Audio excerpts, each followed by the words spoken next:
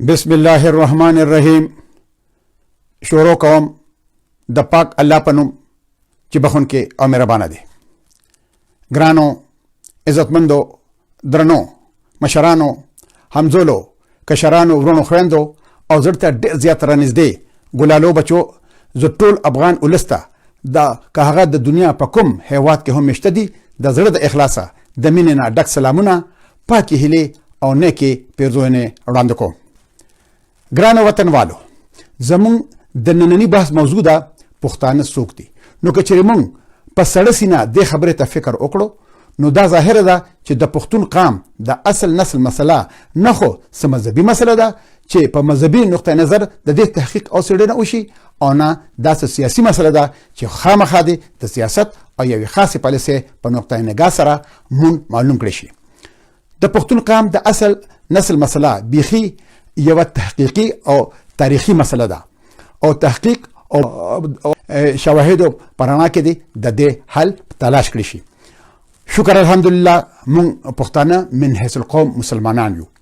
د پښتنو د اصل نسل په باره کې اولنۍ نظریه دا ده چې پښتانه بني اسرائیل دي.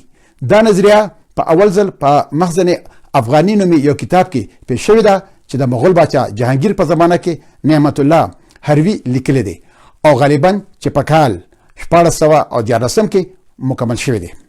دا لیکوال د جهانګیر باچا د مشهور سپهسالار خان جهان لودي سره وابسته و.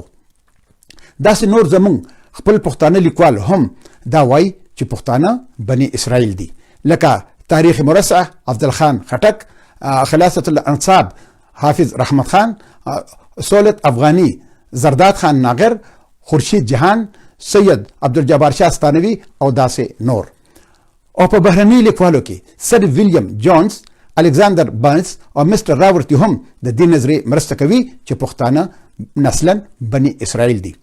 بل نظریه دا ده چې پښتانه د حضرت ابراهیم علیه السلام نه د بی قطورې اولاد دي. د بیبي ساره د وفات نه پس حضرت ابراهیم علیه السلام بیبي قطوره په خپل زوجیت کې واخیسته. د پښتنو د اصل نسل په هکله یو بل نظریه دا ده چې پښتانه د هغې آریایي قبایلو یوه څانګه ده کوم چې په تاریخ کې د هندو آریایي آریاګانو په نامه باندې مشهور دي. اوس د آریایي قومونو لومبی مسکن قوم نو په دې ډېر بحثونه شوي دي، ولې مورخین او عالمان دې عقیدې ته مایل دي چې د آریایي اقوامو لومبنی مرکز او د هغې لومبنی مسکن د پامیر لوړې او د رود امو سرچینې دي. په هر حال د آریایي اقوامو لومبنی مسکن هر چېرته چې هم وي، خو دا خبره ثبوت ته رسېدلې ده چې د آریایي اقوامو هغه خاخ چې د هغوی ځینې قبایل هند ته او ځینې ایران ته تللي وو او ځینې د امونه واخله د اباسین تر قبلیزې غاړې په ټوله خده کې ځای په ځای میشته شوي وو، د هغوی د استوګنې ځای باختر و. د باختر په ورشوګانو کې چې د دې نفوس یعنی آبادي زیاته شوه نو دا ځمکه په دوی باندې تنګه شوه، نو دا خلک د دې علاقې نه په هجرت باندې مجبور شول. خو دا مهاجرت په یو وخت او په یو اړ باندې نه دی شوی. دا باختري آریان په درو ډلو کې ویشلی شي. د دوی یو شاخ چې وروستو د هندي آریان په نامه مشهور شو، د کوهندوکش په درو راتیر شو. د دې خاخ ځینې قبیلې د رود کابل او د دې سیند د مرستیالو سیندونو په لار د بحر د تګاو او لغمان په علاقه کې مشته شوې، او ځینې قبیلې په قلاره څه د کونل د سیند کسې ته ووتلې او بیا د سوات د سیند په کسې کې خورې شوې او آخر ته په اباسین پورې شوې او د پنجاب په ځمکه کې مشته شوې. د دوی ځینې قبیلې د خیبر په لاره راووتلې او په اباسین پورې وتلې. دغه شان د دوی ځینې قبیلې د ارغنداب په کسې کې هم مشته شوې او بیا په قلاره د بولان په دره د سیند ځمکو ته ورسېدلې. ګرانو وطنوالو، د زمانې په تېرېدو سره د اقتصادي ضرورتو په وجه دوی په قلاره د ګنګا او جمنه ترمنځه میدانونه هم لاندې کړل. د خلکو به خپل ځان ته آریا یا آریان ویل. د دې لس معنی ده شریف، اصیل او یا د کرکلي کار کوونکي. دا خلک د باختر نه د هند په لور د 3000 قبل مسیح نه تر د 800 قبل مسیح تر منځه کوچېدلي دي. د باختر د ځمکې نه چې د آریایي اقوامو دوه لویو څانګو یعنې د هندي او آریایي خاخونو هجرت وکړو، نو چې چا هجرت ونه کړو نو د هغې پاتې شوي آریایي قبایل د مرکزي او باختري آریان په نامه باندې یادېږي. نو د دې نظریې د مرستیالو په خیال کې هم دغه آریایي قبایل د موجوده پښتنو اسلاف دي. هر کله چې آریایي قبایل د کوه هندوکش په قطبي او سویلي اطرافو کې خواره شول او په دغه ځمکه استوګن اختیار کړه، نو د دوی د استوګن په وجه باندې دا وطن د اریانا په نوم باندې مشهور شو. د اریانا نوم یو یوناني مورخ اراتستانس چې د درېمې صدیق قبل مسیح په اوله نیمه کې تیر شوی دی، په اول ځل په خپلو لیکنو کې د افغانستان د موجوده علاقې لپاره استعمال کړی دی. د دې نه علاوه استرابو، بطلیموس او پلیني هم اریانا لفظ ذکر کړی دی او په 2مه صدۍ هجري کې حمزه اصفهاني د مملکت الاریان په نامه د دغه ملک ذکر کوي چې د هند او ایران ترمنځ واقع دی او دا ظاهره خبره ده چې دا هم د افغانستان هیواد دی. ګرانو وطنوالو، د هندوانو په مذهبي کتاب ریګویدا کې د هغه سندونو ذکر هم شوی دی چې کوم د پښتنو په علاقه کې بهیږي، لکه کوبها یعنی د کابل سند، سوتی یا سواستو یعنی د سوات سند، کرومو یعنی د کورمی سند، راسا سند. د دې سند تعین نه شوی خو ویل کېږي چې دا د کونړ سند دی او ترشتاما او اني دابا د دې سندونو هم تعین نه شوی خو داسې ویل کېږي چې د دې سندونو نه مراد د رود پنچکوړه او رود علیشنګ سندونه دي. د اریاو د راتلو نه وړاندې د اباسین کسې د یو شاندار تهذیب مرکز و. دغه شان د اریایي قبایلو د قدیم تهذیب زانګو هم د دې سن ناوا یعنی وادي وا. اریایي قبایل د دې سن یعنی اباسین نه ډیر متاثر وو، تر دې چې دوی خپل نامه هم د دې سن په نامه باندې سندو کې خوده. بیا وروسته دا لفظ د اوستا په اثر کې هندو شو او ایرانیانو په خپل وخت کې د هند په نامه باندې یاد کړو. ګرانو وطنوالو، د راوي سیند په غاړه یو جنگ شوی و چې دې ته د لسو ملکانو جنگ ویل شي. په دې کې دوه ډلې وې، د 5 قبایلو یوه ډله وه چې نوم یې پنګاجان ډله وه او د بلې 5 قبیلو ډله د اباسین نه د قبلیزې غاړې قبایل وو. د دې 5 قبیلو نومونه دا و: شیوا د دره کابل اوسیدونکي، پکتا د کرومو او ګوماتي درو اوسیدونکي، الینا د نورستان یا پخوانی کافرستان اوسیدونکي، بالانا د دره بولان اوسیدونکي، ویشانن د ګندارا د خټي اوسیدونکي. د ریګویدا په حواله دغه د پکتا او اوسنی پښتون یو لفظ دی. د ریګویدا د دې حواله نه دا معلومیږي چې د پښتون ولس د 1400 کالو قبل مسیح نه اګاهو هم په دې خپل ځمکه باندې د اباسین نه تر دامو پورې دیرو او په هغه وخت کې به هم دوی په پښتو کې خبرې کولې او د آرایي قبایلو په جرګه کې د سرګن او لړ مقام خوندان وو. پکتا یعنی پښتانه د آرایي قبایلو په جرګه کې یو سترګور او د نوم ناموس قبیله وه، خو د هندي او ایرانی ډلو د باختر د علاقې نه د هجرت په وجه د دې ځای په ژبو هم ډېر اثر پرېوتو او یو نوې ژبه منځته راغله چې زنګ به ورته ویلو او د باختري اریاو مذهبي کتاب اوستا هم په دې ژبه کې لیکل شوی دی. د ویدي او اوستای زمانې نه پس د یوناني مورخ هیروډوټس په لیکونو کې مونږ په واضح ډول د پښتون ذکر لیدلی شو. د دې مورخ په لیکونو کې د پښتنو نوم او د دوی د وطن نامه څو ځای راغلی ده. دا مورخ پښتون قام د پکتویس، پکتوان په نوم او د دوی د وطن نوم پکتیکا، پکتیکې په الفاظو باندې یاد کړی دی. د دې نه علاوه د پښتنو د جامو، د غوښو، لیندو او پیشقوز د ذکر هم کړی شوی دی. د هیروډوټس د لیکلو نه دا هم معلومیږي چې په پکتیکا کې 4 قبیلې آباد وي چې نومونه داسې دي: ګنداریان، اپاریتی، ستاکیدي او دادیکیان. ګنداریان چې په ګندارا کې اوسېدل، اپاریتی دا خلک د سپین غر په جنوبي لمنو کې اوسېدل، اوس د اپریدو په نوم باندې یادېږي. ستاګیدي د دې نه مراد خټک دي، دا په هغه علاقه کې اوسېدل چې اوس ورته غزنی ویلی شي.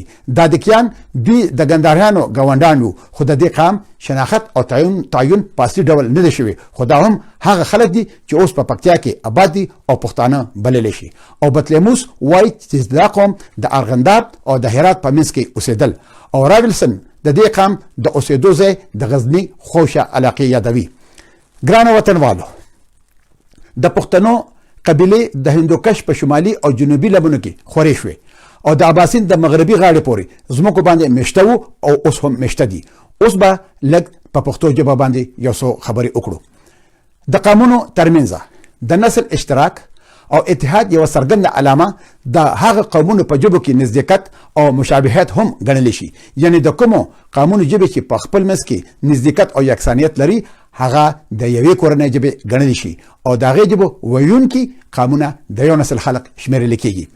د اوسنۍ زمانې د ژبو پوهانو او عالمانو د څېړنې او د تحقیقاتو په نتیجه کې دا خبره منل شوې ده چې پښتو ژبه د ژبو په کورنۍ کې په آریانۍ ډله کې آریانۍ ډلې سره تعلق لري. چې څنګه پښتون قام یو پخوانی قوم دی، نو داسې د دوی ژبه پښتو هم ډېره پخوانی ژبه ده.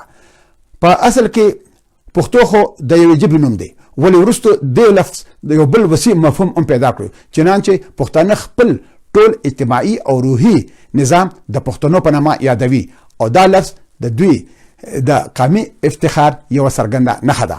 نو پښتانه پښتو ژبه صرف د ژبې په وجه باندې نه یادوي، بلکې د ننګ، ناموس او پښتو د پاره هم استعمالوي. لکه ځینې خلک وایي چې زه دا غلط کار نه کوم ځکه چې پښتو به مې خراب شي. ګرانو وطنوالو، ولې څرنګ چې تر ډېرې مودې د پښتون قام تاریخي حالات په چارو کې پټ وو، نو دغه شان د دوی د ژبې د پښتو د مخ نه هم چا پلو پورته کړی نه و. خو چې کله د 19مې صدۍ په آغاز کې چې مغربي عالمانو د مشرقي اقوامو د تاریخ او د ژبو پلټنه شروع کړه، نو د دوی پښتو ته هم توجه شوه. چې په دې ژبو پوهانو کې پروفیسر ډرون، مستر راورټي او مستر بیلو وغیره ډېر مشهور دي او دوی دا وایي چې پښتو آریایي ژبه ده. او دغسې نور د ژبو پوهان لکه جیمز ډارمسټر، جی ای ګریرسن او ډاکټر ټرمپ او ډاکټر هنري هم دا وایي چې پښتو آریایي ژبه ده او دوی وایي چې پښتانه آریانز دي. خو د اسرایلو مورخین وایي چې ټول یورپ خو 1000 کاله په خپله په تیارو کې پروت و، نو دوی څنګه د بني اسرائیل په باره کې فیصله کولی شي چې پښتانه آریان دي؟ اوس د بني اسرائیل څوک دي؟ ګرانو وطنوالو، د حضرت ابراهیم علیه السلام د پلار نوم تیراو، د حضرت ابراهیم علیه السلام او د ساره بیبي رضی الله تعالی عنها د زوی نوم حضرت اسحاق علیه السلام و. د حضرت اسحاق علیه السلام او د رابعه رضی الله تعالی عنها د زوی نوم حضرت یعقوب علیه السلام و، چې هغه له پاک الله د اسرائیل نوم هم ورکړی و. بیا د حضرت یعقوب علیه السلام 12 زامن وو چې د هغې نه 12 قبیلې جوړې شوې. د یعقوب علیه السلام اولاد ته بني اسرائیل ویلی شي. په موجوده وخت کې په اسرائیل کې چې کومې قبیلې په دولت کې دي، نو هغه 2 قبیلې دي، یهود او بنیامین. او اسرائیل دا دعوه کوي چې دا نورې 10 قبیلې د هم هغه قبیلې دي چې اوس د پښتنو په نوم باندې یادېږي. بل هغوی وایي چې بني اسرائیل دنیا ته الله پاک د یو خاص مهم دپاره رالیږلي وو او هغې د هغوی نه هغه خپل کار اخلي. هغوی بیا زیاتوي چې نن په دنیا کې په 2 ځایونو کې مستقل جنگ دی، چې یو اسرائیل دی او بل افغانستان. په بل یو آرټیکل کې هغوی لیکي چې یو ورځ د رسول کریم صلی الله علیه و آله وسلم نه چا تپوس وکړو چې مهدي علیه السلام به د کوم قوم نه وي، نو هغه ورته وویل اسحاق علیه السلام د قوم نه به وي او هغه به په خراسان باندې راکوزیږي او هغلته به ورسره یو قوم یو ځای کېږي چې هغه به ډېر بهادر قوم وي. هغه به سور سپین، دنګ لوړ، غریبانان او یو ډېر جنګیالی قوم وي. مهدي علیه السلام به دوی سره یو ځای د کافرانو سره جنګیږي. نو دلته بیا د اسرائیلو لیکوال لیکي چې دا قوم په خراسان کې بغیر د پښتون نه بل څوک نشي کېدی. ګرانو وطنوالو، د انګریزانو یو ډیپلومات برنز په کال 1837 کې د دوست محمد خان نه تپوس وکړو چې پښتانه بن اسرائیل دي. نو دوست محمد خان ورته وویل چې په دې کې هیڅ شک نشته، خو موږ یهود نه یو، ځکه چې یهود په دې 12 قبیلو کې یو ځان له قبیله ده. جوزف فیریر په کال 1850 کې هیسټري اف افغانس کې لیکي چې کله د ایران باچا نادر شاه افشار په هندوستان حمله کوله، نو چې پیښور ته راورسېدو، نو د یوسف زو د قبیلې مشر ورله بایبل په هیبرو ژبه کې ورکړو او د هغه په فوج کې یهودیان هم وو. نو چې هغوی دا کتاب ولوستو، نو هغوی چې او دا د بایبل کتاب دی او په هیبرو ژبه کې دی. جارج مور په کال 1880 کې لیکي چې په افغانستان کې چې کوم پښتانه اوسي، نو هغوی ځان ته په پیړو باندې بني اسرائیل وایي. بس د دې ټول بحث خلاصه دا شوه چې پښتون هغه قام دی چې په اول ځلې ذکر ریګویدا کې تپکتا او پکت په نامه باندې شوی دی. د دې نه وروسته دا قام د باختر د استوګنې په وجه په باختي مشهور شو او په اوستا کې د بختي په نوم باندې ذکر راغلی دی او د بلخ ښار هم د دوی په نامه باندې شهرت موندلی دی. وروسته بیا د اخامنشي د هغوی په دور کې تقریبا د 500 قبل مسیح خواوشا کې یوناني مورخینو لخوا دا خلک د پکتویس، پکتوان او د دوی ملک د پکتیکا، پکتیکې او پکتین په نامه باندې یاد شوي دي. دغه ټول الفاظ د اوسني لفظونو پښتون پښتیخه یعنی پښتونخوا سره مطابقت لري. چنانچه په اول ځل پروفیسور لاسن چې د باختري یونانیانو تاریخ لیکلی دی د هیروډوټس، پکتویس او د اوسنۍ زمانې د لفظ پښتون ترمنځ مطابقت تسلیم کړو او وروسته بیا ټرمپ او ګریورسن دغه مطابقت ومنلو. ګرانو وطنوالو، پښتون ته افغان هم ویل شي. د افغان نامه د پښتون قام تاریخي او قومي نامه نه ده، بلکې دا نوم د دې خلکو دپاره د اسلامي دورې په آغاز کې اول عربو او بیا ورپسې ایرانی مورخینو استعمال کړی دی او د دې لفظ نه د هغوی مراد یوه خاصه یا خاصې قبیلې وي.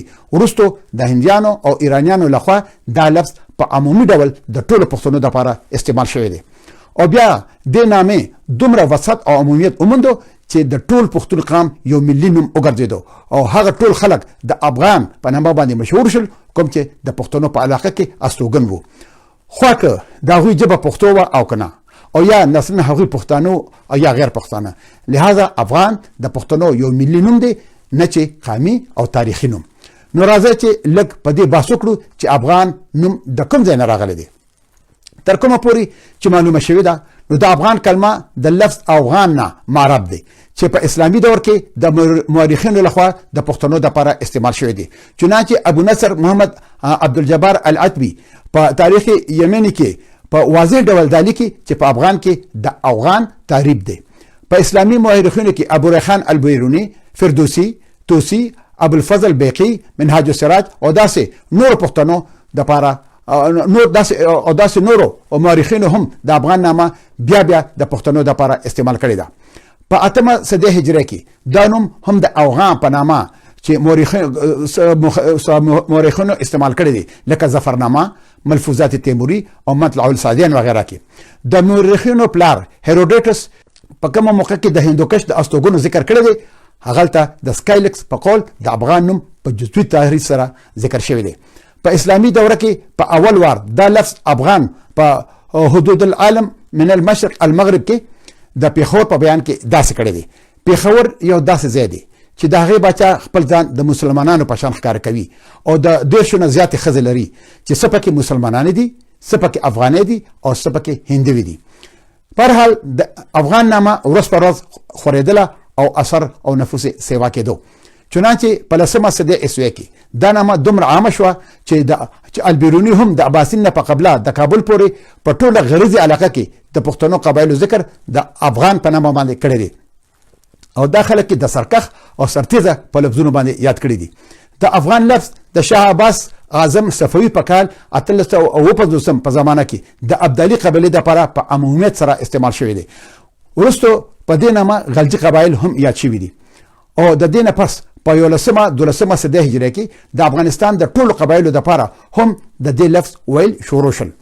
د افغان لفظ افغاني، هندي او ایرانی لیکوالو په خپلو آثارو او تالیفاتو کې په وسیع معنا او کثرت سره استعمال کړی دی او ابوالفضل او خان جهان لودي د افغان لفظ د ټولو پښتنو قبایلو دپاره ویل دي. د 9مې صدۍ هجري په ابتدا کې شاید چې په اول وار د افغانستان نامه د پښتنو د مسکن په ډول په تاریخ هرات کې سیفي هروي ذکر کړی دی. د دې نه پس عبدالرزاق په مطلع الصادین کې هم د افغانستان نامه د پښتنو د مسکن په ډول باندې یاد کړی ده. په کال 1504 کې د کابل د فتح کولو نه پس بابر هم د پښتنو ژبه د افغانۍ په نوم یاد کړې ده او د پښتنو علاقې د افغانستان په نوم باندې یاد کړی دی. غرض په دې ترتیب سره موږ دا وینو چې د زمانې په تېرېدو سره د افغان نامه د قبیلې یا قبیلو نه تېره شوله او په 10مه او 11مه صدۍ هجري کې د دې ملک د ټولو استوګنو د اصلي او تاریخي نوم پښتون په ځای باندې یو ملي نوم وګرځېدو او هم په دې ډول د زمانې د تېرېدو سره په 14مه صدۍ هجري کې د افغانستان نامه یوازې د پښتنو د مسکن په نامه نه بلکې د ټول ملک نامه شوه او د پخواني خراسان ځای ونیولو او د بیروني ملکونو سره په خط او کتابت او معاهدو کې د دې ملک نامه د خراسان په ځای افغانستان لیکل شروع شو. ګران وطنوالو، غرض په 14مه صدۍ هجري کې د افغانستان د ټولو قبایلو دپاره خو هغه پښتانه او که غیر پښتانه د افغان نوم ویل شروع شول او د دوی د اوسېدلو علاقه د افغانستان په نامه مشهوره شوه او د دې علاقې نوم خراسان د استعمال نه ووتلو. په افغانستان کې چې کوم مختلف قومونه ژوند کوي دا زموږ د ټولو شریک وطن دی. د افغانستان غېږه لکه د مور زمونږ د ټولو په شریکه غېږه ده. زمونږ وطن ګران افغانستان د تېر شوو 40 کالو داسې د ستونزو سره مخامخ دي. راځئ چې سره په خپل منځ کې اختلافات ختم کړو او د خپل وطن ګران افغانستان دا بدبختي د منځ نه یوسو.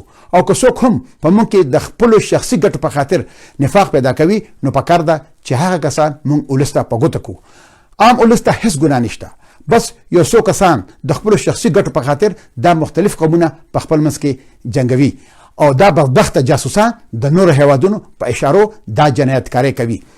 ګرانو وطنوالو، د محکوم افغانستان یو مورخ بهادر شاه ظفر کاکا خیل لیکي چې ځینې خلک وایي چې پښتانه بن اسرائیل دي او زه وایم چې آریان دي، خو اصلي پته به پاک الله ته وي چې پښتانه څوک دي. نو خبر اوس بیا دلته نیمګړې پاتې شوه. خو که پښتانه هر څوک هم وي، که نسلا بن اسرائیل شي، نو آیا موږ پښتانه نن ورځ د یهودو سره په دولت، علمیت او تجارت کې سیالي کولی شو؟ او که موږ پښتانه آریان نسل ثابت شو، نو آیا موږ د نورو آریان نسل قومونو سره د ژوند په یو میدان کې هم هغو سره سیالي کولی شو؟ نه، بالکل نشو کولی. نو ګرانو وطنوالو، راځئ چې اول د خپل ټوټې ټوټې وطن د اباسین نه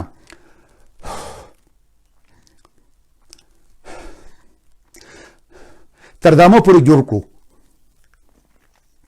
نو نورې مسلې به په خپله حل شي. زه د خپلو 40 کالو د ازادۍ د جدوجهد په خاطر دې نتیجې ته رسېدلی یم چې لر او بر یو ځای نه شي، نو امکان نه لري چې یا به په لر کې او یا به په بر کې وینې بندې شي او یا به افغانستان د ترقۍ په لاره باندې ګامزن شي. د دې ټولو ستونزو حل یو او صرف یو دی چې لر او بر یو ځای شي او د اباسین نه تر د امو پورې زمونږ د پلار نیکه وطن لوی افغانستان جوړ شي. زړه ته ډېر رانږدې زما ګلالو بچو، که موږ د وخت انتظار کوو خو نور وخت زمونږ انتظار نه کوي. زمونږ د خویندو میندو په سترګو کې اوښکې وچې شوې.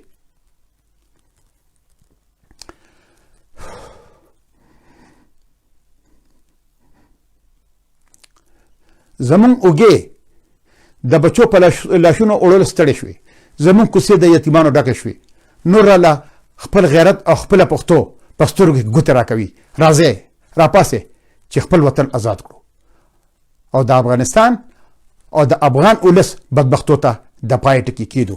اوس زه ستاسو د سوالونو په انتظار یم. دا قاسم کاکړي لیکي چې مننه مونږ در سره مشره غم مه کوه. ګرانو بچو، زه خو ستاسو په وجه باندې په دنیا کې دا جګه شامله ګرځوم. ما ته پته چې تاسو زما سره یې، ما ته پته چې موږ به خیر په شریکه باندې خپل وطن جوړو، او چې تاسو زما سره نه وئ نو ما به دا جګه شامله په دنیا کې نشو ګرځولی. دا سلطان حریف پال رور یو تپوس کوي چې واقعي چې تاسو د سردرلي ټکر رور یې ګرانه او هغه زما کشر رور دی. دا خبره ټیک ده. دا قدیر افغان رولیک چې ستا د کتاب په هیله څه وخت به روزي مشره. ګرانه زه تاسو ته یو خبره کول غواړم. خبره داسې ده چې وخت ډېر زیات کم دی ما سره. خپل وطن جوړول غواړي د اباسینه پورې. یقین منې که ماته د بل کتاب د لیکلو وخت ملو شي. ما 3 کتابه لیکلي دي په پښتو کې، خو هغه د شاعرۍ کتابونه دي. او دا اوس چې کوم تحقیق کتاب دی، ما ته ډېر خلک دا وایي چې یاره دا ولیکې. ما به په سر سترګو کړو، خو ما ته نور ډېر کار را په غاړه دی او هغه کار صرف د لوی افغانستان دپاره دی، د بل سره لپاره نه دی بچو. د رحمان بابا خبره چې غوپې پسې وښې په لاس به درشي، وایي څوک چې په دریاب کې ګوهر نشته. دا عقلجان رور لیکي چې د پاکستان اوسنی حالت چې کوم دی، آیا همدا د فوج یا حکومت تر ادارې لاندې کیږي؟ په پاکستان کې چې کم کارم کیږي د هغې په شا باندې د پاکستان فوج، د پاکستان ایسای ولاړ وي.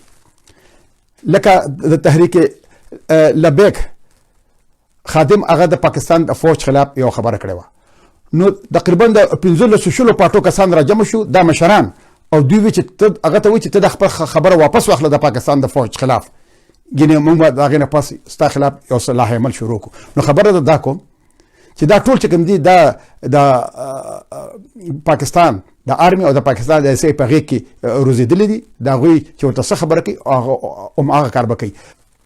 پاکستان کې د پاکستان آرمي، د پاکستان فوج، د پاکستان اسټابلیشمنټ او د پاکستان د استخباراتي ادارې، دوی چې هر دولت راشي نو که هغه دولت د دوی په منشا هم راغلي، خو دوی په شا اعتبار نه کوي.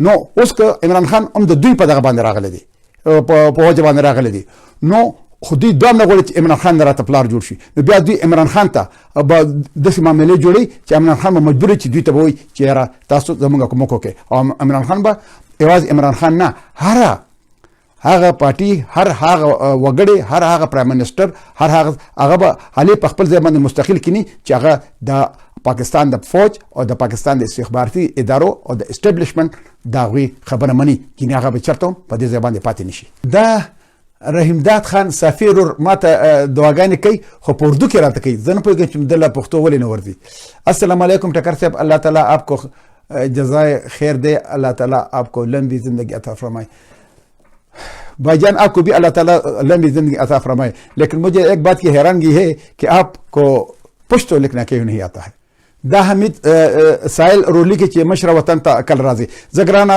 ابل اورسېدم دغه ته د واشنګټن نه رالم دلته په یو څو ملکونو کې مې زما میټینګونه دي هغه کوم نو بس بیا وطن ته انشاءالله تعالی چې زر ته زر در روان یم خو دلته دا میټینګونه په دې کوم چې بیا زه نه راځم نو زه یم چې د تلو نه مخکې زه دا کارونه ختم کړم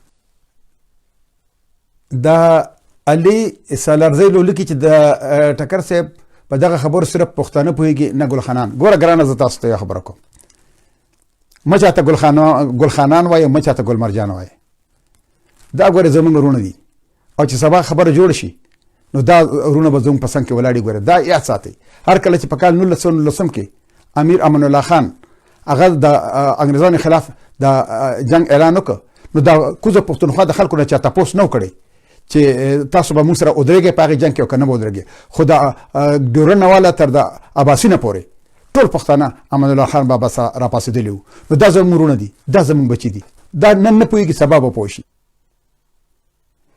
دا بیټنۍ شبیر لولیکي چې زما په ان که چېرته داسې یو کس پیدا شي چې زموږ ولسمشر شي او د نړیوالو څخه د ډیورن په برخه کې ګټه واخلو یاره ګرانه زه تاسو ته یو ډېره عجیبه خبره کوم زه حیران پدیم چې د افغانستان دولت ولې خاموش دی تاسو به حیران شئ چې موږ ته د چا ضرورت هم نشته چې کوم کاغذات ما سره دي موږ ته د چا ضرورت هم نشته چې زه ملل متحد ته لاړ شم او یا زه بل یو ځای ته لاړ شم اول خو چې هغه اختیار هغه قانوني حق چې ماله راکړی شوی دی په کاغذاتو کې په مختلفو معاهدو کې چې هغه زه استعمال کړم زه خو قانوني ته اباسین ته ورسم ګوره زه همیشه خبره کوم چې د افغانستان د لوی افغانستان زموږ د پلار نیکه د وطن د اباسین نه تر دامو پورې د لوی افغانستان د جوړولو لپاره ما سره درې حل دي یو سیاسي دی یو قانوني دی او که په ما چا سیاسي او قانوني لارې بند کړو ګردا زه هر هغه کس ته یم که هغه په لار کې او که په بر کې دی که هغه په کرسو ناست او که د کرسو نه لاندې ناست دی نو زه به ګورې هغه لار اختیار کوم چې کوم په کال 1901 آیم کې بنګالیانو اختیار کړې وه خو زه دوی ټولو که دولت کې دي او که هر څوک دي زه دوی ټولو ته خواست ورته کوم مینت ورته کوم زاري ورته کوم چې زموږ د مخې نه لر شي موږ ته په لاره کې خنډونه مه پیدا کوئ موږ خپل وطن جوړو موږ خپل وطن د امونه تر د اباسینو پورې د خپل پلار نیکه وطن جوړو موږ له مخې له مه راځئ که کومکونه نه شي کولو نو خنډونه راته په لارو کې ماچوئ زه دې ټولو ته ګورې مینت کوم زاري ورته کوم په خپو ورته پرېوځم هسې نه چې بیا خبره د مینت او زارۍ نه ګورې وځي په لوی الله هم سپارم او اوس درنه اجازه غواړم تل دې وي پښتو تل دې وي پښتونولي او تل دې وي زموږ د پلار نیکه د اباسین نه تر دامو پورې خوږ ګران او د زړه پورې تر رانږدې وطن لوی افغانستان د ازادۍ په هیله مشال خان ټکر